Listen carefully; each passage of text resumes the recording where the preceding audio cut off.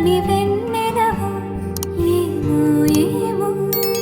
మనసులో పుట్టిన ప్రేమ మాటల ద్వారా బయటికి వస్తుంది, కానీ అది మౌనంలోనే ఆగి రాతల ద్వారా బయటికి వస్తే. చరిత పుటలు చదవని కమ్మనైన కావ్యం రాయతలచి విధి చేసి